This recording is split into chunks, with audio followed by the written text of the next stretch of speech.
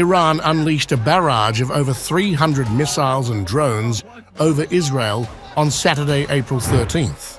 The attack on Israel has invited a wave of widespread criticism of Iran. What is being dubbed as a retaliatory move by Iran came less than 2 weeks after a suspected Israeli strike in Syria that killed 2 Iranian generals in an Iranian consular building. With help from the United States, the United Kingdom, Jordan, and other countries, Israel managed to intercept 99% of the missiles. Now, Israel's allies, namely the United States, Germany, and the European Union, say that they are looking at imposing further sanctions on Iran, adding fuel to the fire of possible consequences that Israel has already ignited.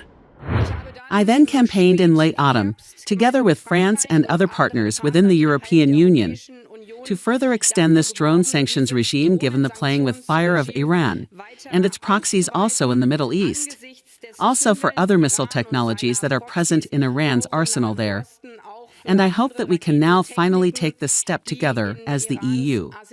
U.S. Treasury Secretary Janet Yellen echoed the same sentiment and said she expected to take action in the coming days, while the EU's chief Joseph Borrell said the bloc was working on it. Meanwhile, the U.S. State Department continued to rap Iran for the attack and called it an escalatory act. This was clearly an escalatory act, the launching of 300 missiles and drones from Iranian soil directly targeted at the state of Israel. And so what we're going to continue to do is try to de-escalate the conflict. As long as the war in Gaza continues, we're not going to be back at the place we were before October 7th. Israel, for the most part, was quiet on the issue as world leaders asked Israel not to retaliate, but its military's actions are speaking otherwise. IDF conducted a series of exercises to train the reservists in a bid to increasing readiness in the north. The Northern Command HQ trained the reservists to prepare operational responses for every potential scenario. In another exercise, the 210th Division trained on a variety of scenarios involving the Lebanese and Syrian arenas simultaneously. The artillery soldiers trained swiftly transitioning from routine to a state of emergency.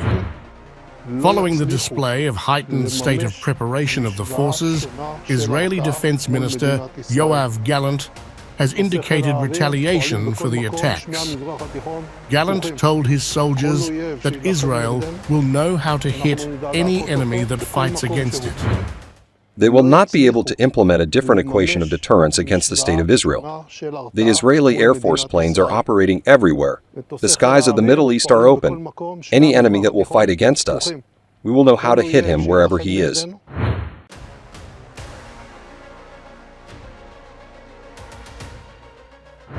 Meanwhile, caught in the crossfire, Israel's neighboring Jordan has shown concern for its people amidst the escalation. The Jordanian Foreign Minister said his country will not allow any other state to jeopardize the security of Jordan and its people. He also warned against confronting anyone if it came to the safety of its people. Our message is clear to everyone, to Israel and Iran, that we will not allow you to turn Jordan into a war zone, and we will not allow anyone to put the security of our citizens in danger. We will confront, with all our capabilities and according to our resources, we will confront any party that attempts to violate Jordan's sovereignty and airspace and puts the security of our citizens in danger.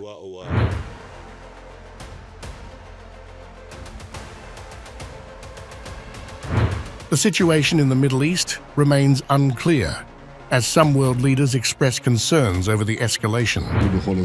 Israel is now under tight watch, as any wrong move can have spillover effects for the entire region, and possibly even outside of it.